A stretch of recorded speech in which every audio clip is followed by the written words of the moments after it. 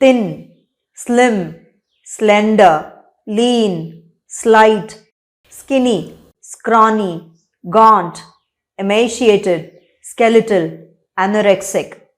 இந்த எல்லாத்துக்குமே ஒரே அர்த்தம்தான் அப்படின்னு மேலோட்டமா தெரிஞ்சாலும் ஒவ்வொரு வார்த்தைக்கும் தனித்துவமான அர்த்தம் இருக்கு.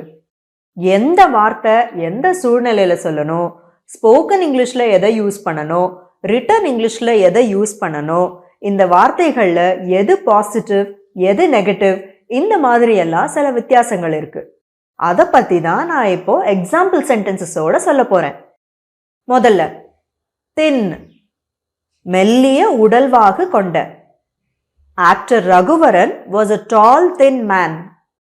slim, மெல்லிய மற்றும் அழகான வகையில் உடல்வாகு கொண்ட. Deepika Padukone has always been slim. slender, மெல்லிய மற்றும் அழகான வகையில் உடல்வாகு கொண்ட. பெரும்பாலும் பெண்களை மட்டும் குறிக்க பயன்படுத்துற வார்த்தை. இது அதிகமா ரிட்டன் இங்கிலீஷ்ல மட்டும் யூஸ் பண்றது. Katrina Kaif is beautiful and slender. Lean, ஆரோக்கியமான வகையில மெல்லிய உடல்வாகு கொண்ட. Tamil actor Soori is lean. Slight, மெல்லிய மற்றும் கவர்ச்சியான உடல்வாகு கொண்ட. இது அதிகமா ரிட்டன் இங்கிலீஷ்ல மட்டும் யூஸ் பண்றது. Kiara Advani is pretty slight.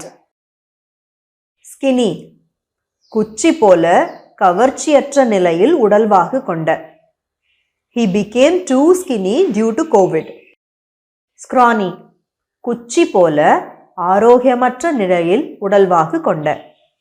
She eats only one meal a day due to which she has become scrawny. gaunt, குச்சி போல ஆரோக்கியமற்ற நிலையில் உடல்வாகு கொண்ட. இது அதிகமா ரிட்டன் இங்கிலீஷ்ல மட்டும்தான் யூஸ் பண்றது. He had always been thin, but nowadays he looks gaunt. emaciated, குச்சி போல பார்க்க ஆரோக்கியமற்ற நிலையில் உடல்வாகு கொண்ட.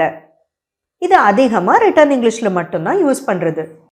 emaciated children of Somalia.